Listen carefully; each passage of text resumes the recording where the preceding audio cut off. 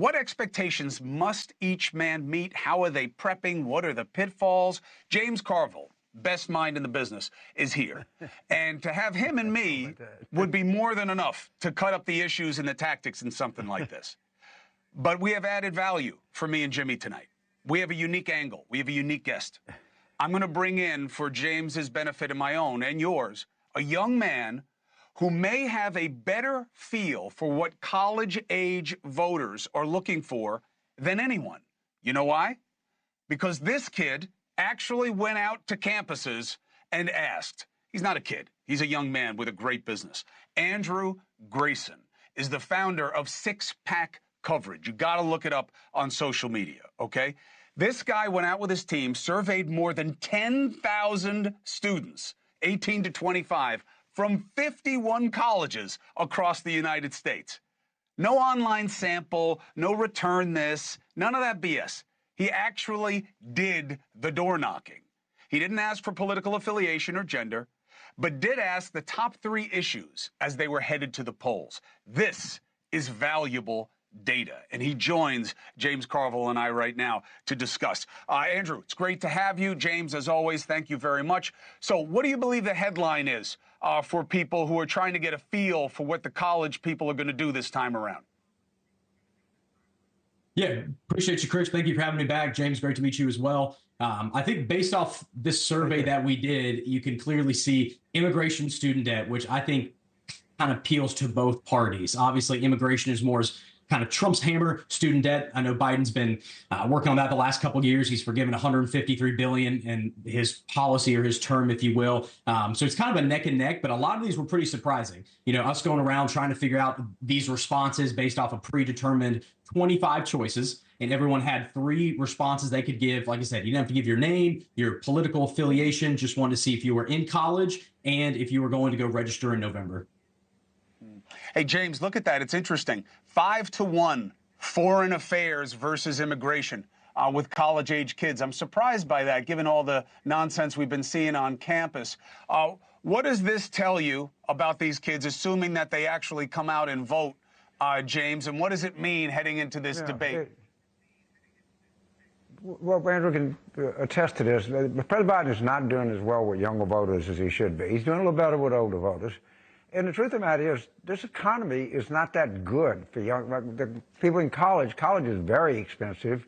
Mortgages are very expensive. I mean, they see themselves in a kind of a tight spot here, but I think it's valuable information. I just point out that these are young, under 30 college kids. There's a whole slew of people out there that are under 30 and not in college, but I think it's valuable information. And yeah, this comports with everything I see. The foreign policy, the issues in Palestine just don't resonate with under 30 voters. I mean, it does with some at Columbia and UCLA, but not much after that. James, what do you think the big challenge is for Biden? And by the way, do you think it's a challenge at all, or do you think this debate comes and goes and I'm putting way too much pressure on it? I don't know. I think that, in my own view, I still think that Trump is going to wake up on the morning of 27 and say, I'm not going to do this. Because if President Biden, the State of the Union, they had to think of something, so they said he was full of drugs. And so he's kind of saying the same thing now. If Biden has a good debate, and understand, they're very vested in the fact that he's slobbering, doddering old man, can't get a sentence out. And if he looks pretty good, that can help him some.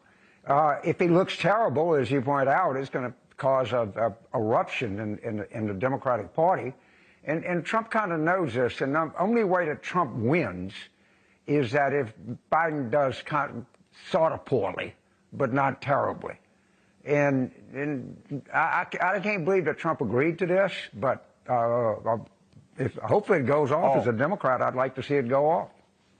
Well, I get it, Andrew. You know why? Because I'm not as smart as James, and which makes me more of a kind of a gut guy the way Trump is. Trump believes that his advantage is I'm going to make Biden look stupid, and that's going to be good for me. That's his play. Did you pick up from your poll, anecdotally as well, Andrew, that young voters are going to be watching this debate more for how Biden is than how Trump is? Yeah, that's not something we asked, but that's something that we got a lot of response on. It's almost like it's a WWE match. People are tuning into this as if it's like a pay-per-view event when it's just a debate. Normally, I feel like most college kids wouldn't care, but this year I feel like it is completely different.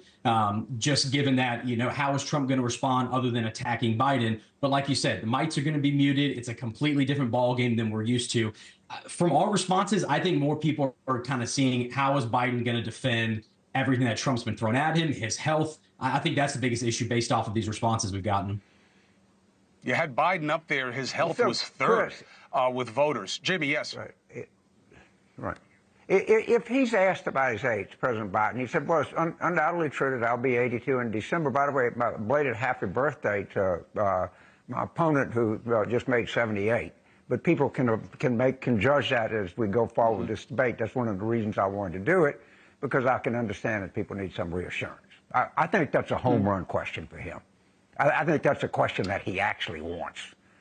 He wants a direct answer the age question right to camera, and don't give some Hollywood answer about with age comes wisdom or something. You can judge it. That's why we're here tonight. He's 78, and I'm 81. I think President Biden wants that question. I think he needs a question, and if he's not prepared for it, well, then there's massive incompetence. But I don't think that's going to be the case. I think they're ready for it. Well, he's got to be ready. He can't do a Ted Kennedy. Andrew Grayson, you know what I'm referring to there, right? Ted Kennedy infamously did an interview with his buddy, Roger Mudd, both may rest in peace. And he asked him, why do you want to be president? He couldn't answer it. But, James, what is your advice to Biden? James, you prepped one of the best minds I've ever been around in politics, and my brother reinforced my understanding of this because of how well he knew former President Clinton. And my brother and I were raised by one of the best debaters I've ever been around. It was a reluctant one, but my father was great, and his style was very similar to Clinton's. Such mastery of context that they could take answers and bring them back to you a different way. Biden cannot do that. So what is he being coached to do up there? No. And neither can 99.5% of the people in American politics do what your dad did or Bill Clinton could do. So that's an aspirational goal. That's Willie Mays, okay? That's what we're dealing with. I think what Biden should do is interject new information that people don't know. So, of course, everybody knows about the 34 felony convictions, but not everybody knows that 26 women have credibly accused Trump of sexual impropriety.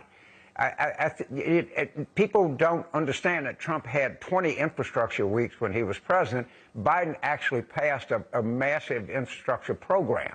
I think what he's got to do, people think that there's disorder, but people don't know that the crime rate in this country is dropping and dropping fast. But I think any new information, I think going over plowed ground, 34 convictions, he's rude, he does these things, everybody knows that. He's got to look for an opportunity to interject some new and different information in this debate, because people are going to be watching. And Andrew's, congratulations to him, by the way. A lot of people just sit out there and done it. He went out there and interviewed 10,000 people. That's the kind of people we need in American politics, people that get off of it and go do it. Oh, he's the future, not just because of that glorious mustache that he has on his face either, but six-pack coverage is the future of independent media. This guy's going to be a very big deal with this outfit because it's like digital populism. Andrew, let me ask you something. Andrew, what is your feel for what will resonate with younger voters when they're watching Trump and Biden? What are the obvious pitfalls? What are the obvious wants?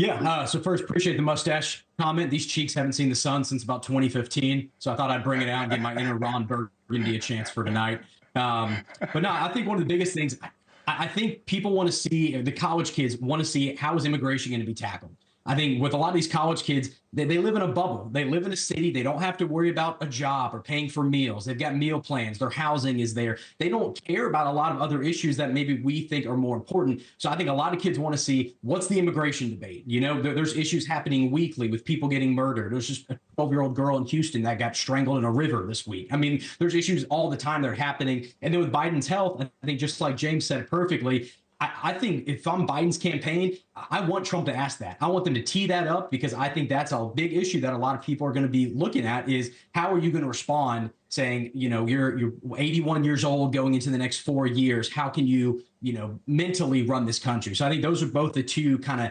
angles that college kids are going to be looking at the most. I just hope it doesn't descend into this pathetic alleged ass-kicking contest. I just hope that's not where it goes. I'll tell you right now what I could do, and Trump will be like, yeah, I'd like to see it. That is America at its worst. I hope we can get away from that. James Carville, I appreciate the tactics and the strategy, as always.